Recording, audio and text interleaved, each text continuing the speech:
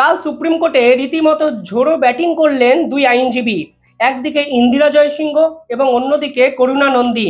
কাল যেভাবে এরা দাপটে ব্যাটিং করলেন, তাদের সামনে অসহায় দেখালো রাজ্য এবং রাজ্যের আইনজীবী কপিল সিব্বলকে।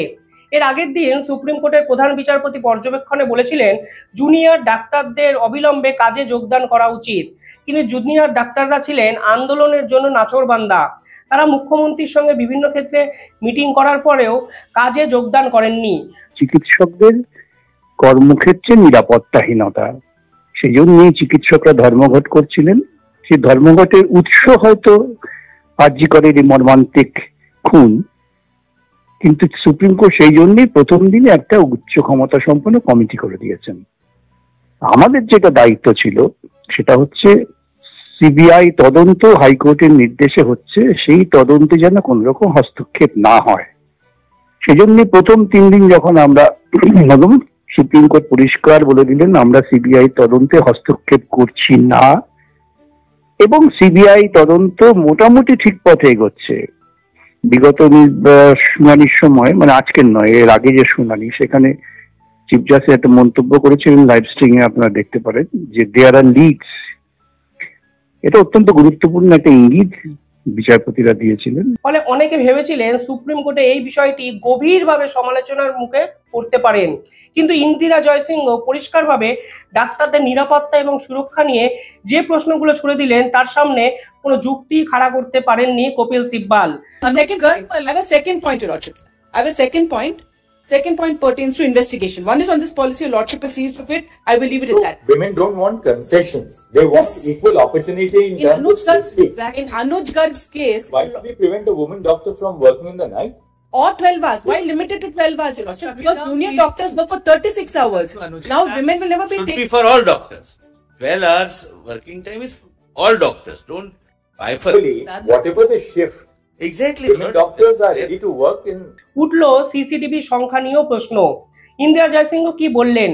তিনি বললেন, আপনাকে আমরা মুখ বন্ধ খামে এমন কিছু নাম দিচ্ছি যারা সঞ্জয় রায় এই ব্যক্তি ছাড়াও সেই দিন উপস্থিত ছিলেন, অর্থাৎ অন্যান্য দোষীরাও এখনো হাসপাতালে ঘোরাফেরা করছে, এরকমই একটা মতবাদ প্রকাশ করতে চাইলেন ইন্দিরা জয়সিংহ।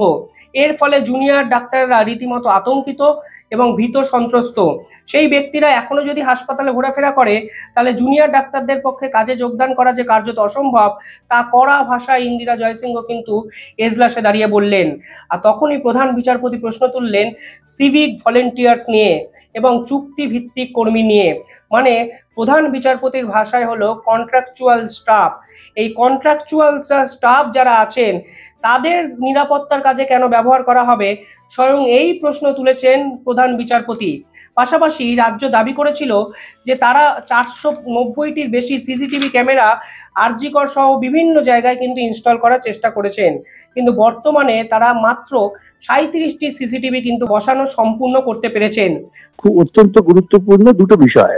এর আগে আমরা শিক্ষা দুর্নীতির ক্ষেত্রে দেখেছি, কিন্তু গোটা শিক্ষক সমাজ তারা নামতে পারেননি, এটা ব্যর্থতা। তা না হলে শিক্ষা দুর্নীতির গভীরতা আরো বড়। কিন্তু এক্ষেত্রে যেটা মারাত্মকভাবে মানুষকে আহত করেছে, যে একটি নিম্ন মধ্যবিত্ত পরিবারের মেয়ে, সে কষ্ট করে লেখাপড়া শিখে চিকিৎসক হয়েছেন এবং তিনি কাজ করছেন, তার কাজের ক্ষেত্রেই সেখানে তার উপরে এই ঘটনা ঘটলো। এবং এই ঘটনাটা নিছক একটি হত্যাকাণ্ড বা ধর্ষণ নয়। আমি প্রথম দিনই বলেছিলাম একটা লার্জার কনস্পিরেসি আছে। আজকে তদন্তের পরিপ্রেক্ষিতে আমরা দেখতে পাচ্ছি যে লার্জার কনস্পিরেসি, আমাদের যে আশঙ্কা সেটাই সত্য, এবং সেই সত্য প্রকাশিত হচ্ছে। তাতে চিকিৎসকেরা হচ্ছে সমাজে, মধ্যবিত্ত সমাজের একটা শিক্ষিত অগ্রগামী অংশ। তারা সকলে মিলে জোটবদ্ধ হয়েছেন, এটা অত্যন্ত ইতিবাচক। এবং আরো ইতিবাচক যে তাদের যে দাবি, সেই দাবি কিন্তু তাদের পেশাগত সুবিধের জন্য নয়। তারা বেতন বৃদ্ধির দাবি করেননি, তারা ডিএর দাবি করছেন না, প্রমোশনের দাবি করছেন না, ট্রান্সফারের দাবি করছেন না। তারা দাবি করছেন পূর্ণাঙ্গ স্বাস্থ্য কাঠামোর উন্নতির জন্য।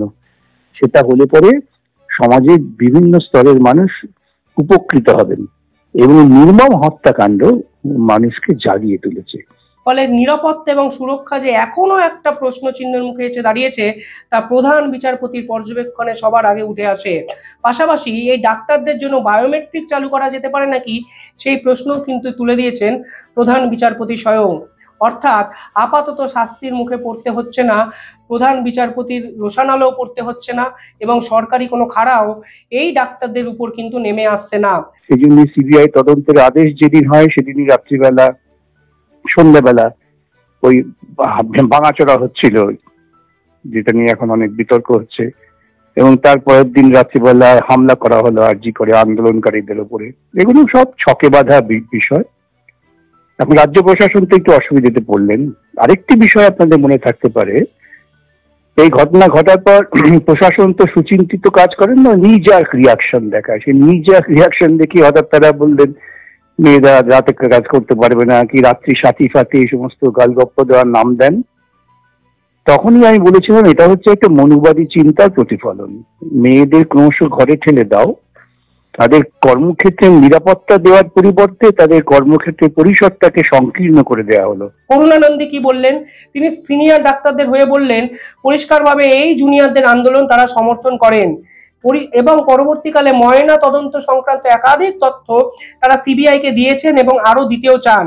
এবং এই খুন এবং ধর্ষণের সঙ্গে ভীষণ মাত্রায় আর্থিক কেলেঙ্কারি জড়িত, যা সিনিয়র ডাক্তাররা কিন্তু মনে করছেন। অর্থাৎ কার্যত ইন্দিরা জয়সিংহ এবং করুণানন্দীর এই সওয়ালের পাল্টা কপিল সিব্বলের কাছে বলার মতো কিছুই ছিল না।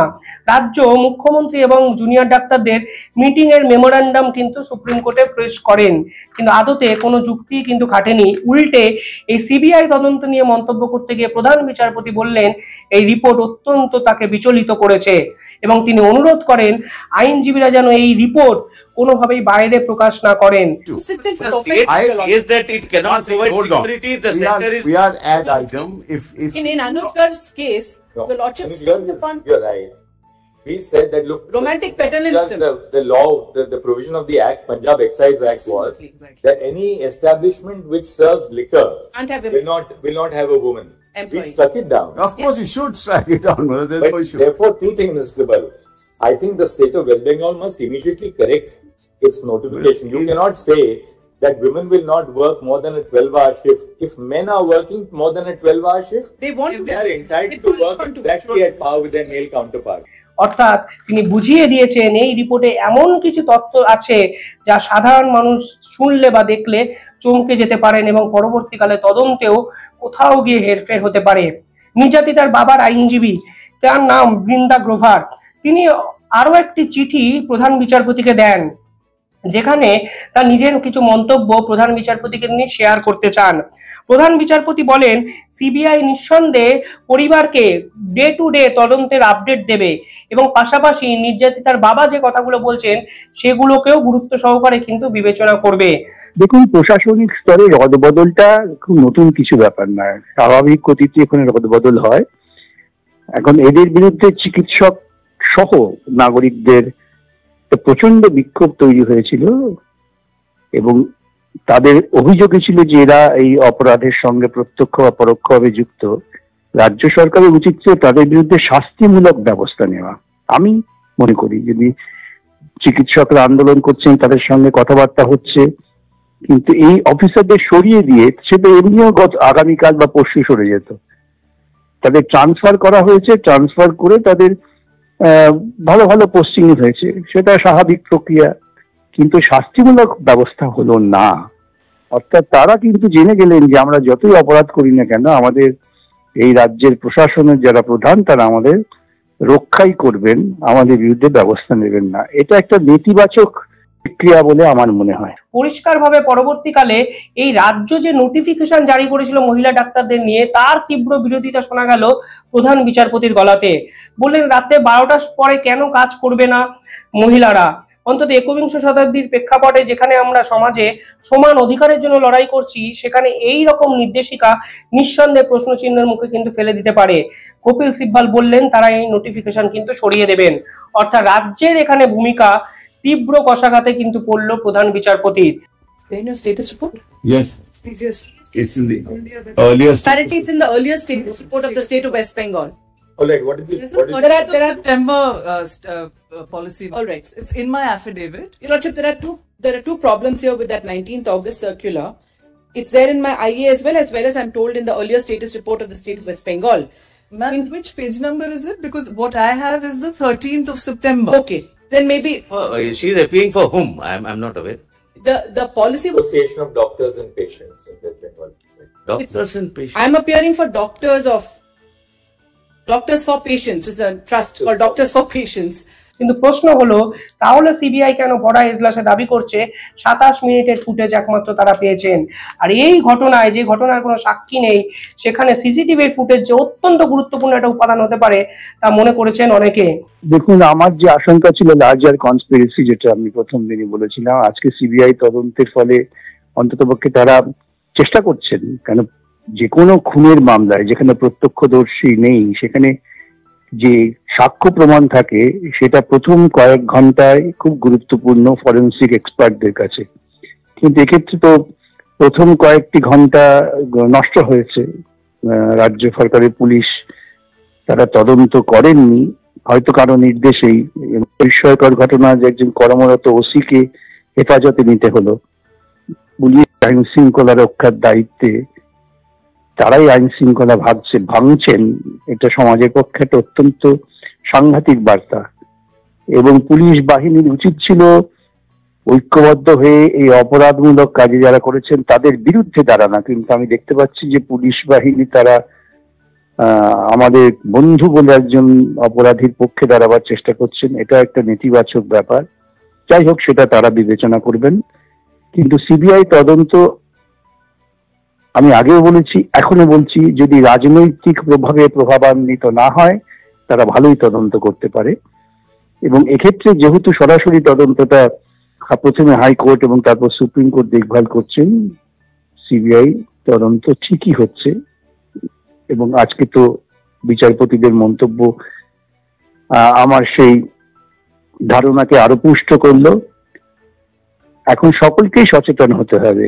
অনেকে অনেক রকম বিবৃতি দেওয়ার প্রলোভনে পড়ে যাবেন, বিবৃতি দেবেন, নতুন নতুন তথ্য আছে বলে বলার চেষ্টা করবেন, তাতে কিন্তু তদন্তের ক্ষতি হবে, সেটা মাথায় রাখা দরকার। সব মিলিয়ে বলা চলে এই আরজিকর ইস্যু শেষ হইয়াও যেন হইল না শেষ, বরং এই ইস্যু নতুন করে নতুন গল্প আমাদের সামনে উত্থাপিত করতে পারে বলে আমার ব্যক্তিগতভাবে মনে হয়েছে। আর পুলিশ কমিশনারের বদলি আইওয়াস নাকি, এই প্রশ্ন স্বয়ং তুলে দিয়েছেন একাধিক বিরোধী নেতারা। কিন্তু রাজনীতিকে দূরে সরিয়ে রেখে নির্যাতিতা বা তিলোত্তমার যে বিচার, সেই বিচারই সাধারণ মানুষের মূল একটা লক্ষ্য বলে আমার মনে হয়।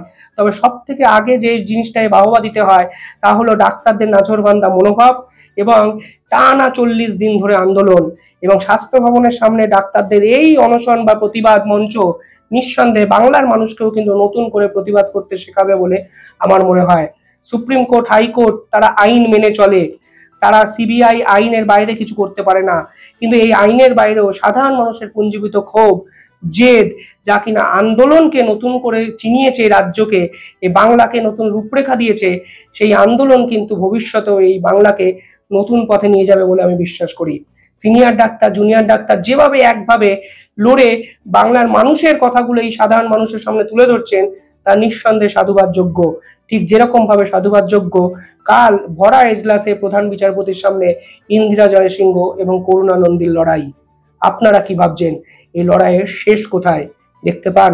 কমেন্টে নিঃসন্দেহে জানাবেন।